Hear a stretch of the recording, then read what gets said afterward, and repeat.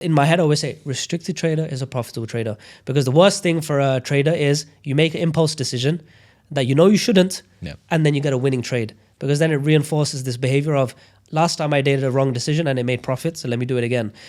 So for me, it's always just been restriction, profit, and that's a mantra I follow through. The number one question I have for you is, do you have any similar mantras for yourself that you repeat to yourself, you have in your mind, or maybe mottos for yourself that ground you and help you in your trading?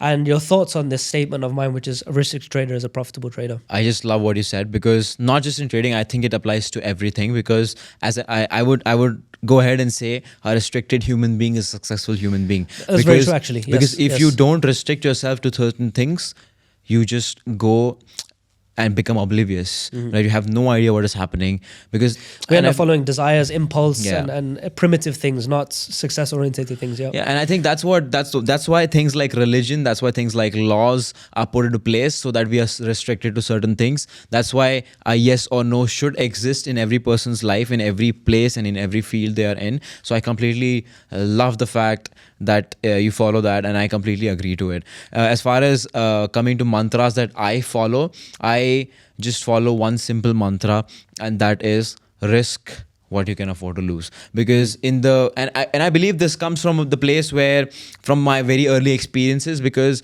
initially when I started off, I borrowed some money from my mother to trade, and that was the kind of money that I could not afford to lose, and I lost that kind of money, and that is where it is coming from. Okay, that's an interesting point, because thankfully I didn't have a situation like this, but it's a very common story. People risk their money from rent, they go into debt sometimes, and make these kind of tough decisions. And looking back in my years now, and I see people making this decision, I'm just thinking, please don't. Yeah. More because I know that no matter how good you are, no matter how smart you are, no one makes money in their first year. True. Even if you have the best education. Absolutely. So it's like, just take your time, Yeah. learn, make the mistakes on demo accounts or small money, and not on meaningful money. But people still seem to do it. Yeah. And that's probably the elements you're saying of psychology, that if you just had some restraint or control, you wouldn't be making these early on mistakes. Briefly ago, I mentioned the idea of escapism within trading psychology. And what I see in the online space is a lot of trading psychology talk, and it's very generic. Everybody says the same thing, regurgitation. Yep. And I think it comes from a place of lack of experience, where if somebody hasn't traded for 5 years and been through the hard work, they'll just say what the other person said online because it sounds good.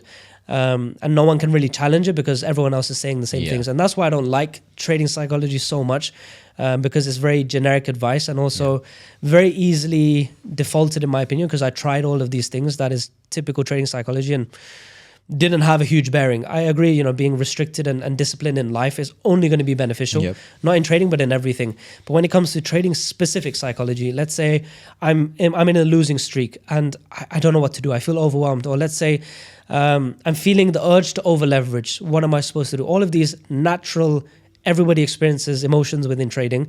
What do you do in those situations? Even after 5-6 years in the markets, it's something we all feel. How do you navigate these emotional moments? So the number one thing that I do is I remind myself that whatever I've achieved is not something that has come to me because I'm super special. It has come to me because, I have done something, and that is why maybe I have gotten it. But just like I have gotten it, I can lose it as well. So I'm always aware of the fact that whatever I've gotten today can also be taken away if I don't deal with it properly, if I don't become the person who's deserving of that. And that keeps me very grounded, and that keeps me, keeps reminding me that success is something that is to be maintained all the time. You cannot just become successful once and then think that you've arrived. Complacent, and especially in the market will humble you very quickly.